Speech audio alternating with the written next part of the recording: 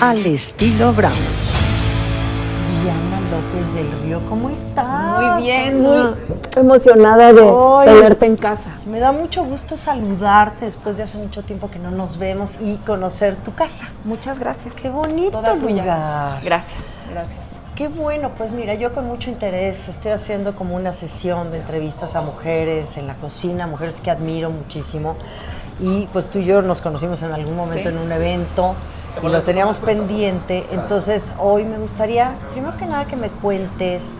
Tú eres una chef que te has dedicado, que das, o sea, eres docente, pero además eres investigadora, que ese es un proyecto que es muy distinto a muchas otras mujeres y a muchos otros chefs que conocemos. Te has dedicado a la investigación. Sí. ¿Cómo es que fusionas de alguna manera lo que es la gastronomía con la investigación? ¿En qué momento pasó por ti o siempre fue así? Cuéntanos un poquito. Pues fíjate que en realidad no siempre fue así. Cuando abrí mi primer proyecto que se llamaba Volver, me clavé mucho en filosofías alimentarias, ¿no? En esta responsabilidad de entender la manera en que las personas nos involucramos con el alimento, pero desde una situación tanto nutrimental como ritual. Y bueno, la verdad es que sí pasé por estas tendencias en donde adopté alguna forma de alimentarme, decidí ser vegana, decidí de repente ayurveda, y que de alguna manera sí lo decides porque tenemos el privilegio de decidir nuestra alimentación. Desde nuestra realidad tenemos el privilegio de decidir nuestra alimentación. Y reflexionando ante ello, la verdad es que me di cuenta que no conocía desde esa mirada mi cultura.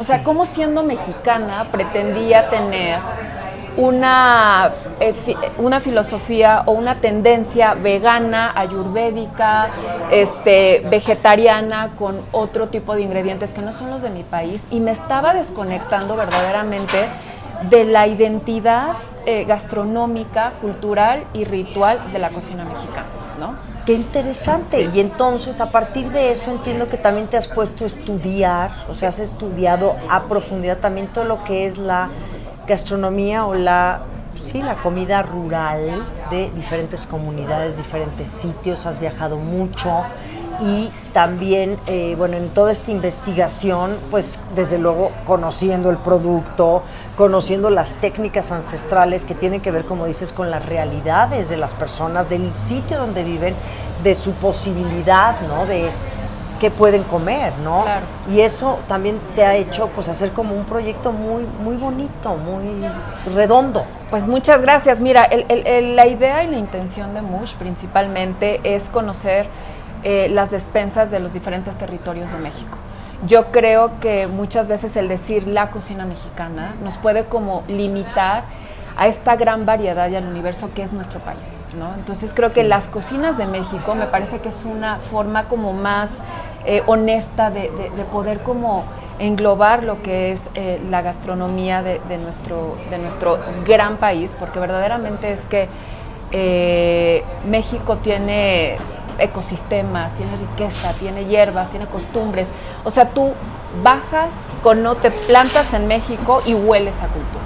Exacto. Cosa que no pasa en todos los lugares o territorios del mundo, ¿no? De acuerdo. Creo que nuestro país tiene esa gran ventaja y la verdad es que una de las intenciones es tener ese registro, pero algo muy importante, porque de alguna manera tenemos que evitar el que nosotros lleguemos al territorio y arrebatemos su conocimiento. Claro. Eso no hacemos. O sea, eso vale mucho la pena. Por eso es que justo en el menú mostramos las caras de quiénes son las personas, pero también mencionamos el nombre de la receta y quién es la persona que me enseña a hacer esto. Sí. ¿Okay? Eso es algo muy importante que se tiene que mencionar, porque si no estamos haciendo un arrebato cultural como negocio. Claro, ¿Okay? claro. Entonces, dependiendo la estructura del territorio, nosotros nos presentamos, o sea, bueno, yo. Claro. Llego y si son comuneros, se hace una junta, explico quién soy, qué hago y pido permiso. ¿Ok? Y a qué sí puedo tener acceso a la información. Un ejemplo muy claro es Zapotitlán Salinas, sí, en donde fue la última temporada y no tuve acceso a la receta. Tuve acceso a la sal con la condición de que se pueda hablar más de la sal, que sí es un territorio que se conoce sobre la sal de Zapotitlán, pero ellos me pidieron cosas muy específicas con las que estamos trabajando. Aquí lo que estamos haciendo es un servicio para Zapotitlán Salinas y comenzar a hacer como Mush esta forma de trabajo por igual. Claro. ¿Okay? Eso es muy importante muy también. Importante, sí. Diana. Te voy a decir por qué, porque sabemos perfectamente bien que pues que todo mundo ya en estos días, o no sé si todo mundo, y perdón que lo diga de esta manera, pero vemos a mucha gente que se apropia de lo ajeno, ¿no? Desde la moda, los textiles, las recetas, las técnicas. Ahora, el asunto es que si no tienes la sensibilidad y el respeto para pedir permiso, para no hacer una comunidad, un proyecto compartido, pues mucha gente acaba perdiendo. La gente que verdaderamente tiene en esencia y en tradición sus recetas, porque dices, ¿cómo puedo yo? O sea, por ejemplo, pienso un poquito en los artesanos, ¿no? Que en aquel caso que vinieron a México, esta gran marca, y entonces pues vino, vio, y empezó a reproducirlos. Y aquí, ¿cuál es la ventaja? Pues es pérdida absoluta, porque además esta gente que no sabe ni se enteró siquiera que les estaban plagiando sus modelos, sus textiles, sus bordados, sus todo, y más una marca grande. Entonces aquí creo que es un tema bien complejo, porque dices, yo pido permiso, pero no todo el mundo tiene la voluntad, el respeto y la educación de pedir permiso. O sea, lo que pasa es que llegar a este tipo de trabajo es incómodo. Sí. Porque rompes una estructura interna en donde tienes que dejar tu ego y tienes que entender desde que no tienes que llamar al proveedor. Ajá. Para poder tener, los ingredientes y poder hacer lo más auténtico que se pueda desde mis posibilidades, desde el respeto. Es como romper toda la estructura que hay en los restaurantes actualmente. Por ejemplo, nosotros vamos a Toyatempan por muchos de los productos que se utilizan para Mush. No es de, oye, ¿qué me pueden mandar? Claro. Si no me los puedes mandar, pues no lo puedo cocinar.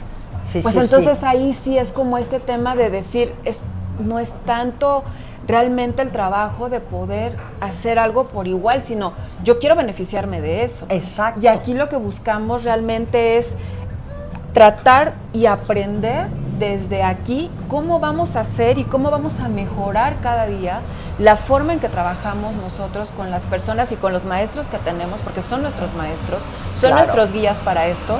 Y una vez al mes se manda una camioneta para que se junten los productos con Lidia, y Lidia llega y ya me tiene todo listo, ya nos manda y ya se tienen acuerdos en donde ellos sienten que están bien, que se beneficia y que todo es justo. Claro.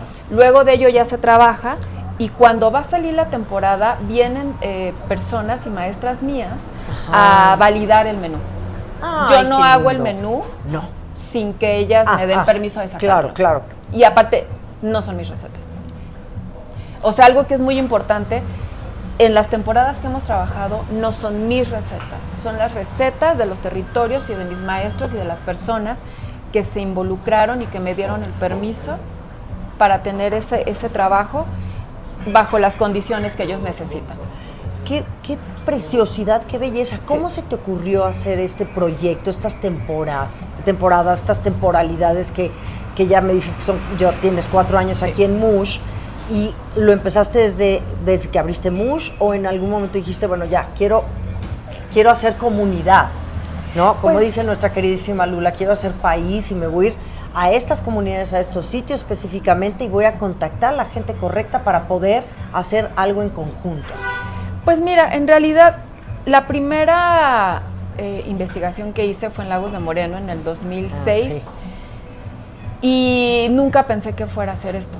En realidad es que ahí nació Emiliana, mi hija, en el 2007, y no tenía un trabajo, pero yo no podía creer todo lo rico y todo lo maravilloso que era la cocina de Lagos, porque aparte a mí me emocionaba recordar el sabor del maíz que yo comía en Ecatepec cuando era niña. A eso sabía mi barrio, ¿no? A Real. Entonces, para mí fue muy triste llegar a la Ciudad de México y no tener esos sabores reales. Yo llego a la Ciudad de México en el 2000, Ya pasó el tiempo, oye, ya en sé. el 2000. En el 2000. Justo llegó en ese año y sí tuve una tristeza muy profunda porque no había estos sabores. Entonces llego a Lagos, pasa esto y dije, ay, pues quiero aprender, pero nunca pensé en que yo iba a tener un restaurante. Tenía 1 año o 2 años de haber salido de la universidad. Ok. O sea, como que pues estaba yo entre que siendo mamá, entre muchas cosas Sí, personales. descubriendo, ¿no? Sí, Claro. era yo muy, muy joven. Y años después pasa esto y me acuerdo que me decían las personas, güera, pon tu restaurante, ándale, güera, no sé qué. Y esa investigación hoy día tiene mucho valor porque son 450 recetas que están ahí, no lo he publicado. Ajá. Y muchas de las personas ya murieron. Y muchas de las cosas que están ahí ya no se hacen.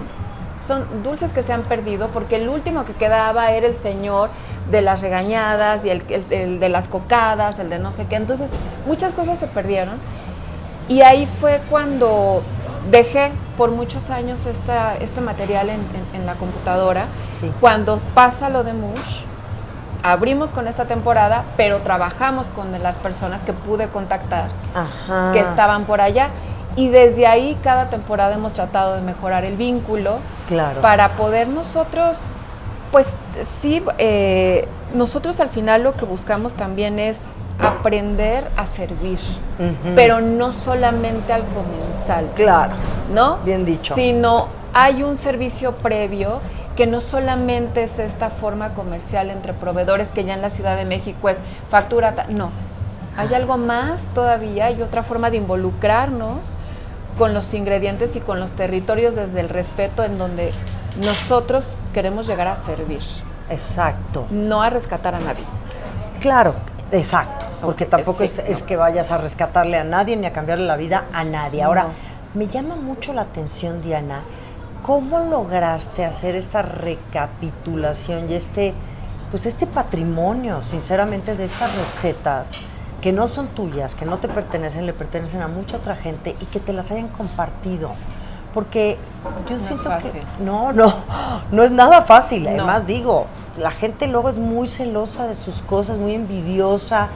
Entonces, pues me parece muy bonito, un acto hermoso. Sí, ¿sabes qué me ayudó mucho? Y una de las cosas que hoy día reflexiono, que no olvido de dónde soy. Yo crecí en Ecatepec, que es una zona que hoy día tiene una fama de no ser nada segura. Sí. Yo tuve una infancia feliz, yo Claro. tuve y tengo grandes amigos y grandes recuerdos. Yo no podría describirte en esa época que viví ahí si era bueno, si era malo, si era pobre, si no era pobre, si era, no sé. Claro. Solamente vivía una niña ahí, ¿no? Sí. Y en realidad es que para mí fue mucho más fuerte llegar a Ciudad de México y enfrentarme con algo que era muy, muy agresivo, muy juicioso. Y no juicioso moral, sino juicioso social, clasista más bien. Y realmente creo que a mí me ayudó y fortaleció mucho el que siempre he estado muy orgullosa de pertenecer a mi origen, que es allá. No es el mismo contexto de decir, yo crecí en un territorio, en Oaxaca, en un pueblo, en donde Sí. tienes a toda la familia, en donde tienes generaciones, no. Ahí estaba mi abuela, pero todas mis otras generaciones estaban en Matehuala, en La Paz, San Luis Potosí, pero no tengo ese arraigo, Claro. porque mis abuelos migran a Ciudad de México, después se van al Estado de México, y yo crezco ahí. Y creo que también el empezar en cocina desde La Balosa, yo empecé de La Balosa en Hacienda de los Morales, con el chef Alejandro Heredia, Sí, y que me dijo, güera, aquí vas a aprender. claro. O sea, Alejandro Heredia, No, la sé si verdad, lo conociste. literalmente. No, fíjate que no lo conocí, pero me bueno. imagino, hombre. Alejandro Para que Heredia llegues de- o sea, y Daniel Mota eran personas que, ¿quieres hacer una vinagreta? Sí, tienes que primero saber lavar el cuchillo, la tabla. Entonces, yo afortunadamente viví toda esta formación y realmente a mí me costó más adaptarme a la ciudad y para mí es mucho más familiar estar fuera de la ciudad que dentro de la ciudad. A mí la ciudad me agota. sí. me agota. Por supuesto. Y me hace pensar mucho cosas que de repente son como, que sigo aprendiendo y sigo sin entender, aunque ya tengo 20 y tantos años aquí. Bueno, entre mis viajes y demás puedo decir que 20, sí, porque no todos los años he vivido aquí, 20, pero a mí hay cosas que todavía sigo sin entender de la ciudad. Sí. Y que cuando puedo estar en un territorio que no es tanto cemento, me hace sentir como en casa. Claro, por supuesto, te entiendo perfecto, porque además yo creo que a través de estas temporadas que has hecho, has vuelto a conectar con esto tuyo, que es el campo, que es el tema de la comunidad, ¿me entiendes? Que no es el tema el tema voraz, porque yo digo que vivimos hoy en estos tiempos voraces y en esta ciudad sí se siente. Es que fíjate, por ejemplo, que una de las particularidades de los suburbios en la ciudad, que en este caso es Ecatepec, es que no hay campo.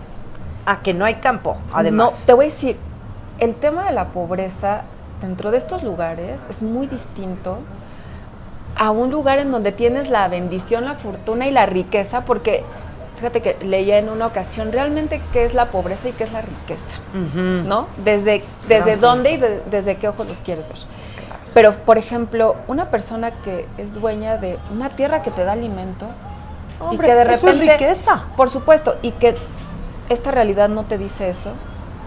Y yo que viví en estos lugares en donde era un árbol, o sea, sí hay un tema de clasismo muy duro, porque la mano obrera viene y veníamos de allá. Entonces nuestras trayectorias y esa precariedad del sistema lo vives desde las 3 horas que tienes que hacer para llegar a la Ciudad de México. Exacto. ¿No? Entonces es tremendo. No tienes posibilidad de cultivo.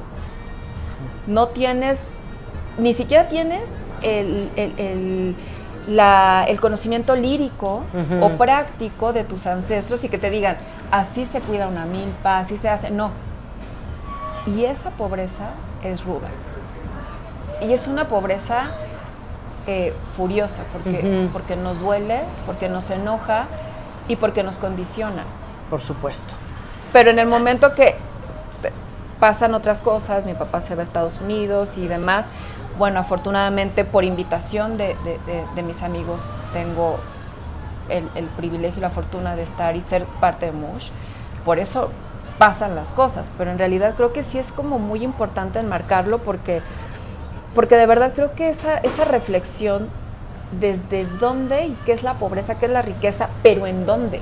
Por supuesto. ¿Cómo? ¿Bajo qué condición, no? Y además, como lo dices, Diana, o sea, cada zona, cada colonia, cada suburbio, cada región, y dentro de la Ciudad de México también, tiene su propia riqueza y pobreza. Sí. Esa es la verdad. Y yo, bueno, que soy una clavada citadina, que toda mi vida he vivido aquí fuera de 2 años de chica, yo de repente digo, ¿cómo me gustaría, de veras? Es que te vas, mira, el otro día fui, rápidamente te cuento, fuimos al retiro de mujeres, del colectivo de mujeres de Comepesca, que ya no pudiste venir. Sí. Bueno, fui y compré, te lo juro, una cantidad de verduras, esto en Avándaro. Sí. O sea, compré una cantidad de que si el jitomate, que si la calabacita, ¿me entiendes? O sea, la bola de cosas. Sí. Pagas tan poco. Me encontré con un bonche de girasoles por 100 pesos que dices, es que no puede ser posible. No, los costos, los precios, los desajustes que vivimos hoy en día, en todos los sentidos. Entonces, vivir en una ciudad como la Ciudad de México a mí me parece que es rudísimo. Es rudo. Digo, con todo el respeto que lo digo, amo ser citadina, me encanta la ciudad, pero es muy rudo. Y la competencia, y los costos, y los precios, y ¿me entiendes? Y estás en boca de todos, porque sí que es que es una cosa brutal. El cansancio mental, ¿verdad? Sí. Ahí es donde creo que nuestra calidad de vida se determina en muchos aspectos. Sí. ¿Cómo o sea, cuánto tiempo de nuestra mente se ocupa en cosas en esos pensamientos que realmente no es que nos estén nutriendo, nos están agotando? Eso pasa mucho aquí y creo verdaderamente que algo que a mí me ha pasado mucho y que no termino de acostumbrarme a pesar de tanto tiempo, a veces es eso. Me cansa mucho pensar tanto en cosas que aparte digo, Estoy pensando en cómo resolver situaciones de egos, en cómo resolver situaciones de transporte de dinero, de porque es una realidad.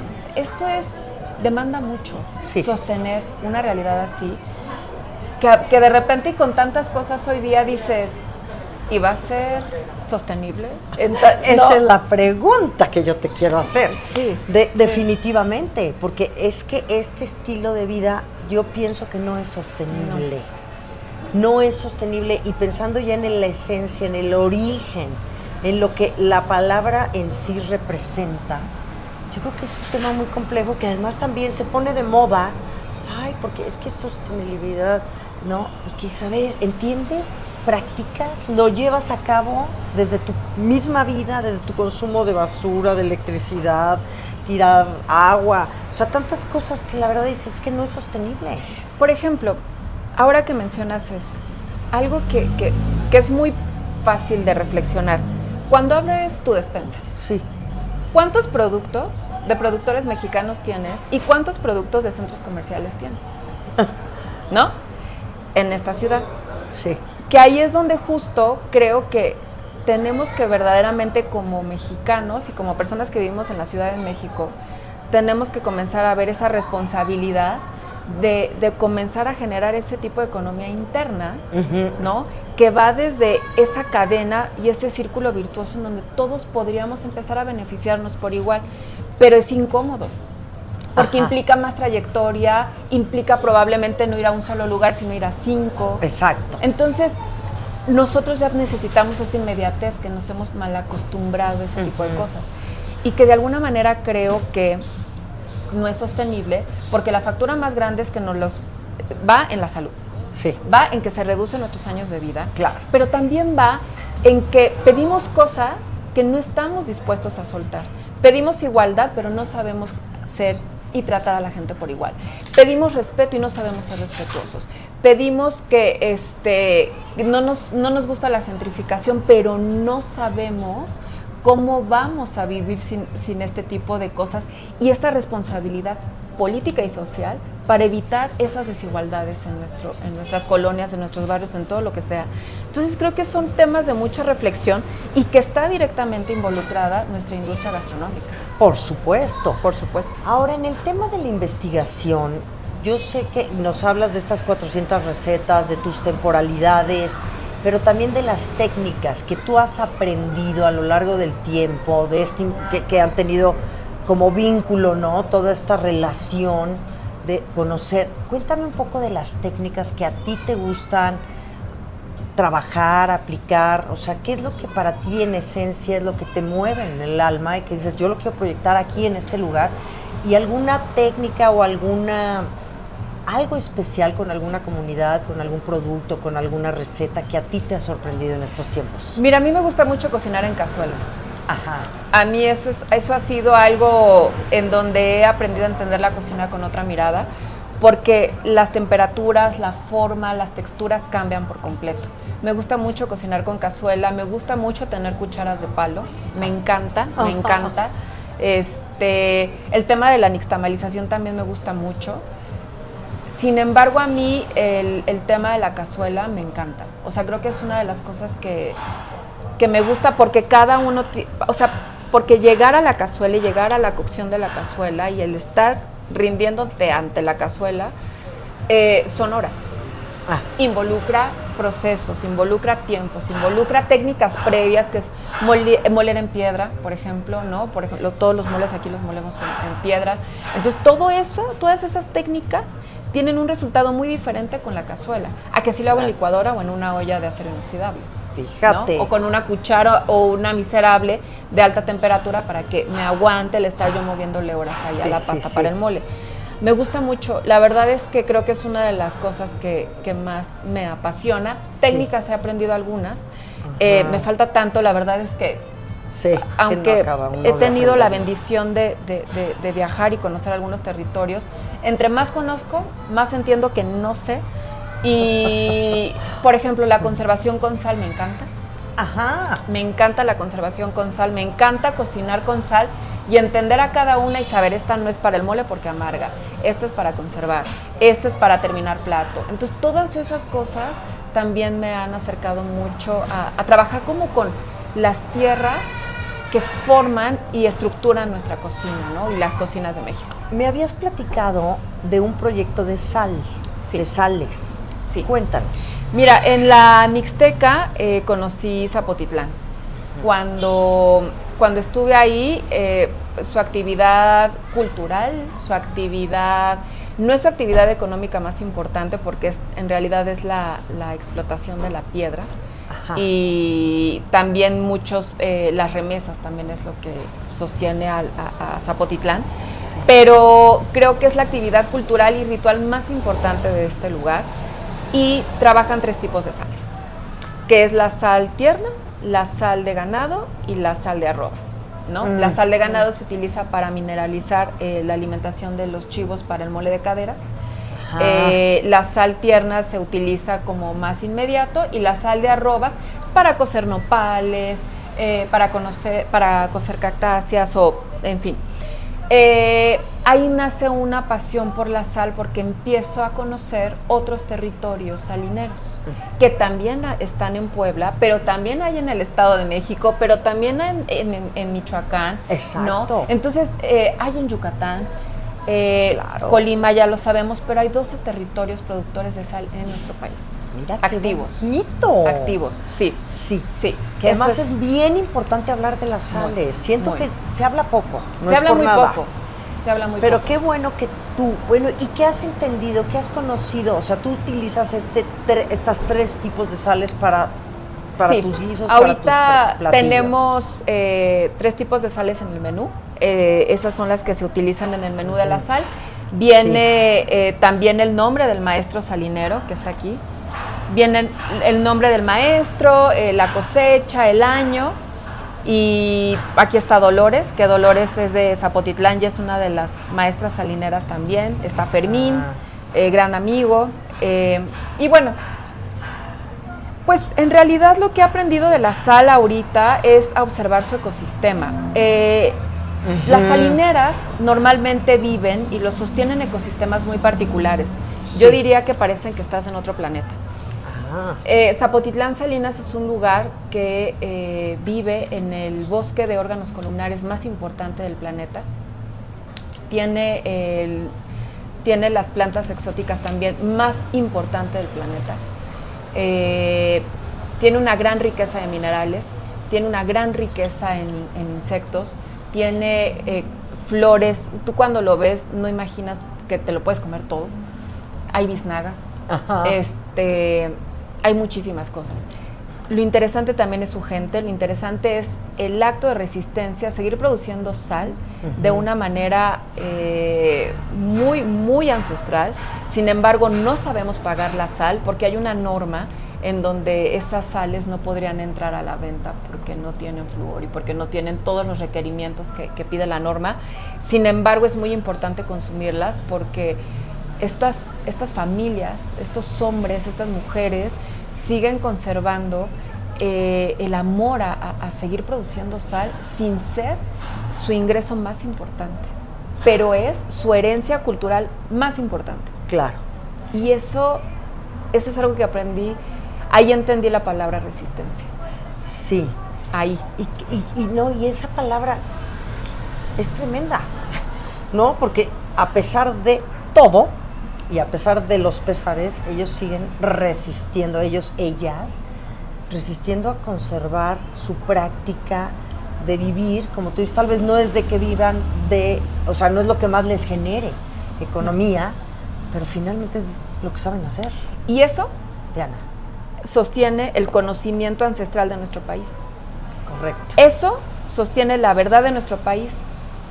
Mucho de la verdad que muchas veces en la ciudad no queremos ver y que nos parece algo curioso. Ajá. Pero esa verdad es el conocimiento que sí podría sostener los territorios de nuestro país y que las personas que vivimos aquí deberíamos de aprender a rendirnos a ese conocimiento para poder salvar, porque estamos a tiempo. Pero si no lo vemos y el ego nos gana, ahí va a colapsar. esos actos de resistencia son el conocimiento. Eso es lo que he aprendido en las Salinas. Qué bonito, te felicito muchísimo, me encanta. Ahora, ¿cómo contactas tú con estos productores? Hoy se escucha tanto el tema del productor local, del productor local o del comercio justo. ¿Cómo lo aplicas tú? O sea, bajo tu respeto, criterio, conocimientos, ¿cómo lo haces? Mira, en el tema del comercio justo, local y demás, no soy muy fan. Ajá. Porque creo que es muy... ¿De cliché? Sí, es muy cliché. Es un cliché. Sí. Ok. Sí, es como la palabra orgánica, los superfoods, porque en realidad es que es una forma en donde ahora esa palabra va a ir en un empaque y te la van a vender más caro, ¿no?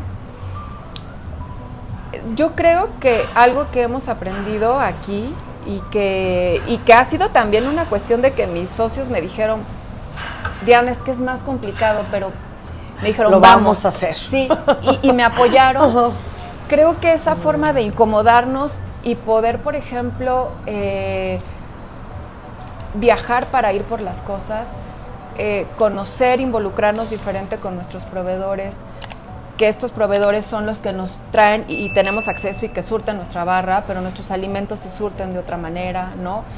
El ir a Chipilo, el ir a la Mixteca, a Toyatempan, pues ese es un tipo de acciones que nosotros hacemos de manera interna y que preferimos normalizar eso y todo lo demás pues ya no sé, no sé, o sea, sí. En realidad es que nosotros preferimos como comenzar a aprender a romper estas estructuras de comercio injusto, sí. Porque en realidad es que nosotros vivimos en un contexto en donde estamos en la colonia Roma, en donde tenemos un lugar que está muy lindo, muy chulo, pero esto es gracias a todo el poder de nuestros maestros, porque para nosotros no son productores, para nosotros son nuestros maestros salineros, ¿no? Conde, por ejemplo, Roberto Conde, que es de Amecameca, para nosotros es el guardián de la semilla, pero no es porque queremos romantizarlo, es porque así se conoce en la comunidad. Entonces, desde el aprender a nosotros a mencionar las cosas como se dice en los territorios, también eso nos ha dado mucho aprendizaje, porque también te tira la verdad que te enseñan en la escuela y con la que te educan. Claro. Esa verdad está contada por alguien más. Sí, sin duda.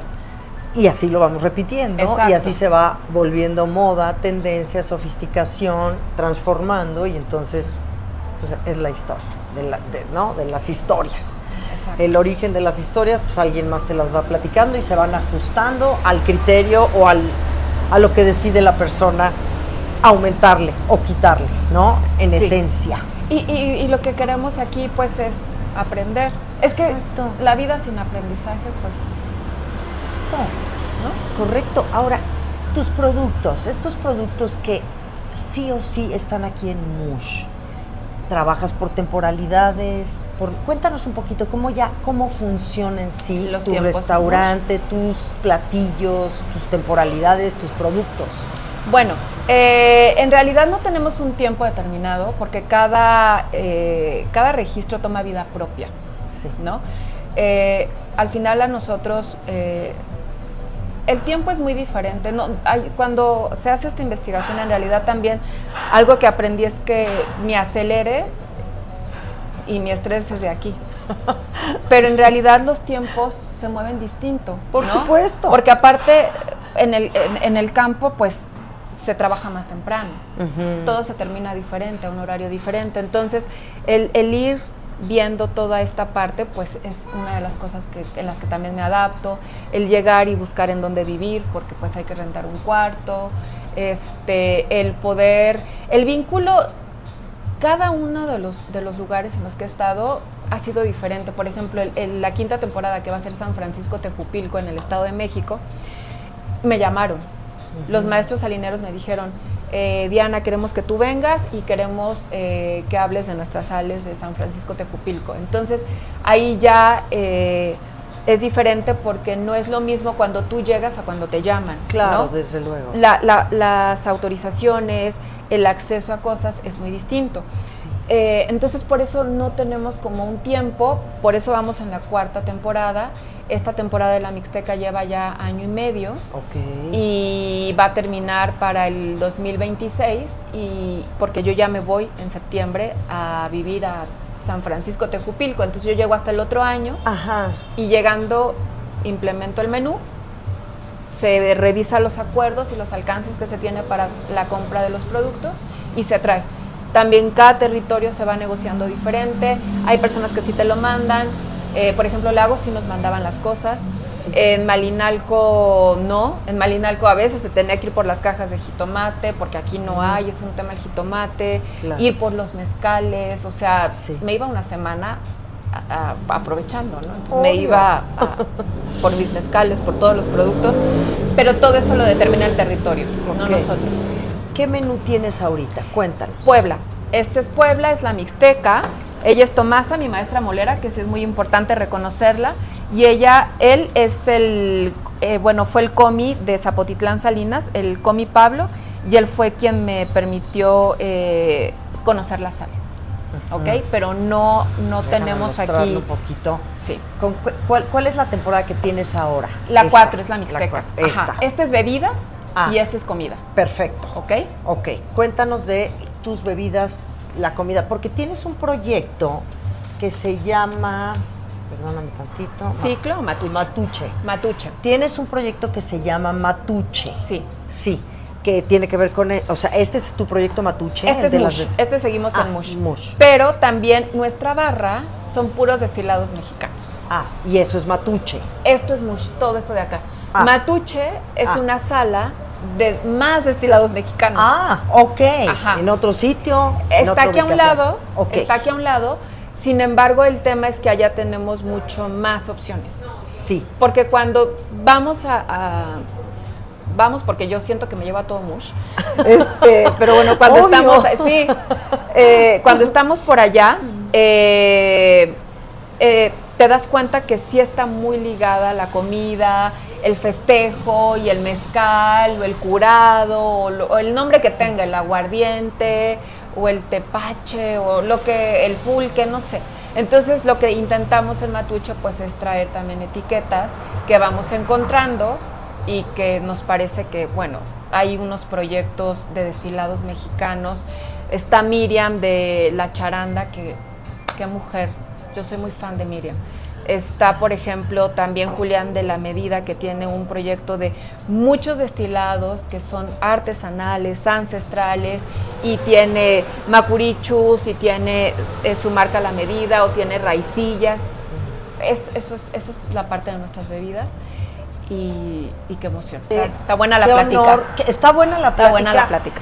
Mucho que percibo, aprendo de ti, y sobre todo que, bueno, pues no nos hemos conocido tanto, pero pues desde el primer día que te conocí yo dije, esta mujer es una mujer muy valiosa, que tiene mucho que aportar de verdad al mundo de la gastronomía ahora que se está desfigurando tanto, creo yo, porque se está desvirtuando en muchos sentidos, y tú eres una mujer que sigues siendo una purista, una respetuosa del origen, de las comunidades, de las tierras, de todo lo que hemos estado hablando, y eso es muy bonito, y pues esta es una respuesta, ¿no? Ante tu congruencia. Muchas y ante gracias. Lo que te apasiona. Cuéntame del menú que tienes ahorita, que es la 4ª temporada. Mira, nuestro menú, por ejemplo, no se puede estructurar de la misma manera que un menú de restaurante, porque la cocina mexicana, pues las cocinas de México no están hechas para un restaurante, ¿verdad?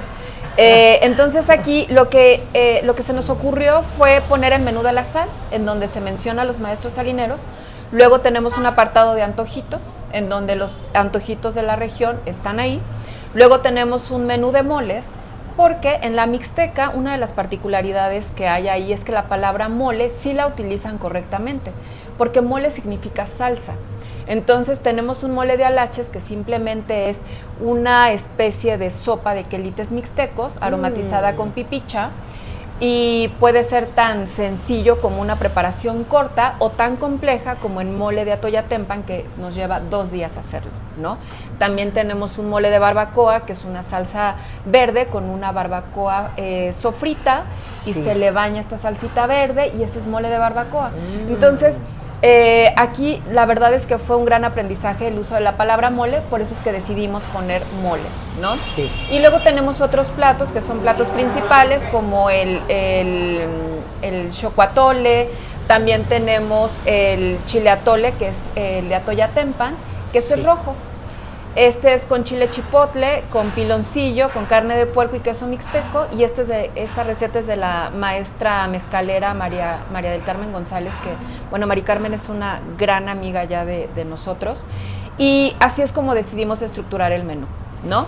Por sales, por antojitos, por moles y por platos principales. Solamente metimos 3 postres y es lo que vamos a encontrar en esta 4ª temporada, y la siguiente, como determinen mis maestros, que se debe de crear el menú, ¿no? ¡Qué bonito! ¡Qué belleza! Lleva 1 año y medio. Este lleva 1 año y medio, ya nada más vamos a estar, yo creo que hasta diciembre o enero, porque pues ya me voy a San Francisco, Tejupilco.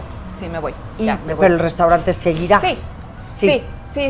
Una de las cosas, como también decidí operar, que al final pues esta información no es mía, no son recetas, imagínate, me enseñan y no que no enseñan. Claro, por supuesto. Entonces, todo mi equipo de cocina sabe hacer las recetas. O sea, cuando se llega de hacer el registro, Ana es la persona encargada de hacer las preparaciones más complejas, que son los moles y demás, y tiene una cocina para que Ana sostiene esa parte. Y luego en este lado ya está Poncho, está Jazz, está Andrea, está Vero, están todos, y ellos ya son los que también hacen otras preparaciones acá. Entonces voy estructurando así la cocina, porque así verdaderamente puedo yo también salir a hacerlo, ¿no? ¿Y por qué decides irte fuera de la ciudad? ¿Algo específicamente? ¿Alguna razón? El registro. O sea, todos estos registros se hacen cada año.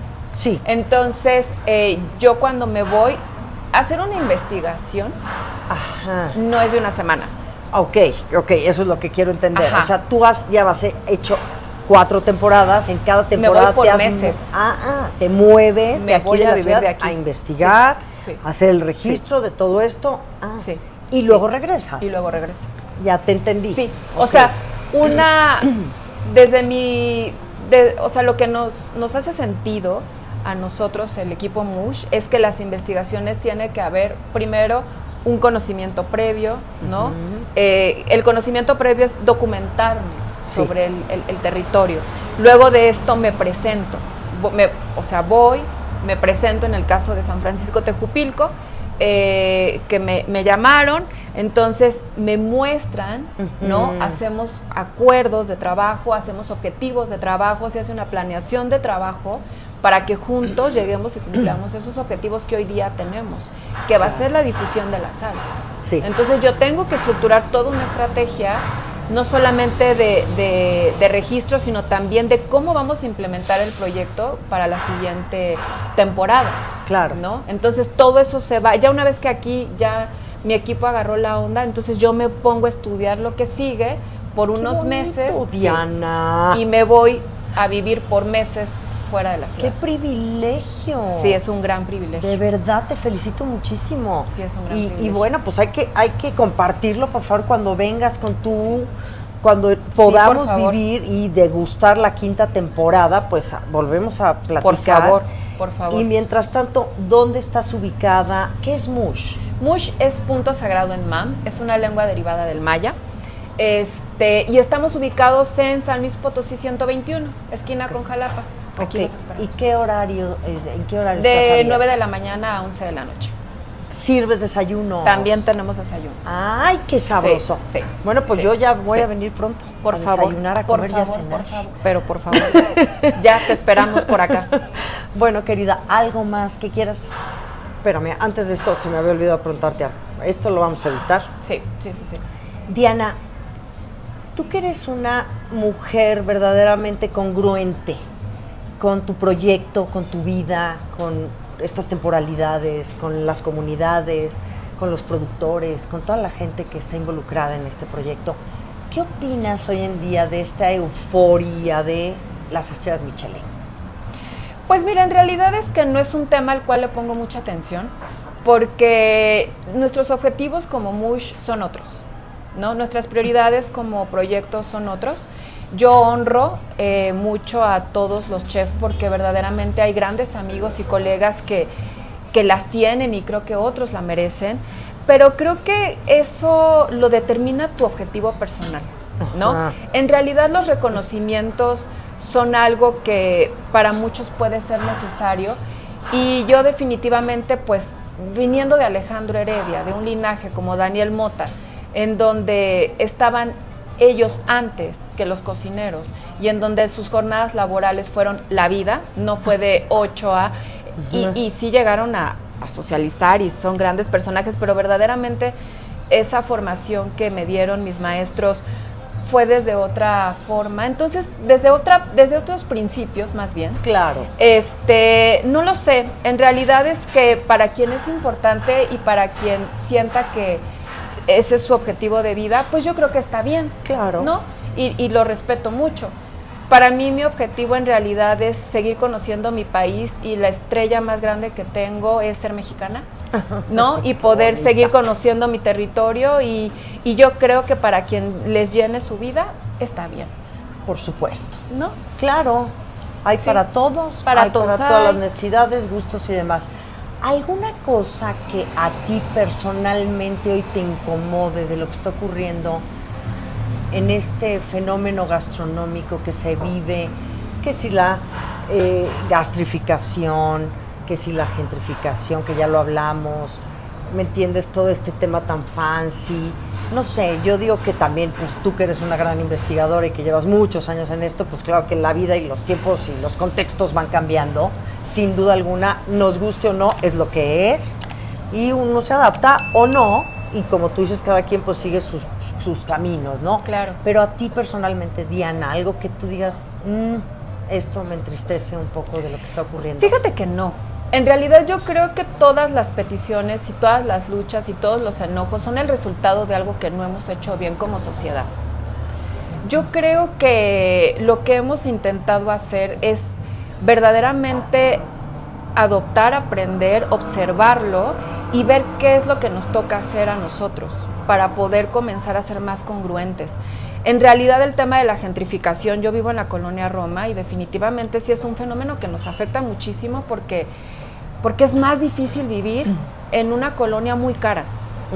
Y que en realidad no es que cambie algo, sino que simplemente tienes que trabajar más para seguir sosteniendo una vida. Exacto. Y que realmente eso empieza a marcar más las clases sociales en este país y muchas otras cosas, ¿no? Porque la gentrificación no solamente es hablar de la renta, es hablar de toda una educación, es hablar de muchos otros temas, pero en realidad creo que no, nosotros verdaderamente hemos pensado que tenemos que aprender a observar qué es lo que piden estas luchas, qué es lo que tenemos que mejorar nosotros y probablemente nosotros hemos normalizado muchos temas y muchas situaciones de precariedad en donde tenemos que mejorar y aceptar que somos humanos y aceptar que venimos desde algunas formas que no están bien hechas pero que se normalizaron y que crecimos con ellas y que nos enseñaron a que así era la vida y lo que tratamos de ver es observar, ver que no era así, reaprender, ajustar, equivocarnos, ajustarlo y seguir mejorando y creciendo. Nuestro principal objetivo como socios, aparte de tener un negocio, es crecer como personas. Entonces, algo que Liber, Pablo, Lalo y yo tenemos muy claro es que no nos gusta la injusticia, sí. No nos gusta el trabajar desigual, nos gusta, yo no soy disciplinada, pero Lalo sí es disciplinado, Pablo es más crítico, empatizo mucho con Liber porque es más político, entonces como que toda esta riqueza de habilidades y de cualidades que tenemos es lo que nos hace observarlo desde un plano diferente, pero pues sí, hay que aprender, es? ¿no? Y aprender a entender también y aprender a servir a nuestra sociedad. Correcto. ¿Dónde estás ubicada, Diana Mush? ¿Los horarios? Estamos en San Luis Potosí 121, abrimos de 9 de la mañana a 11 de la noche y pues los esperamos por acá. Ay, eres un sol de mujer. Ay, de veras. muchas gracias. Mis respetos. Igualmente. Qué bonito muchas hablar gracias. contigo. Muchas gracias. Al contrario.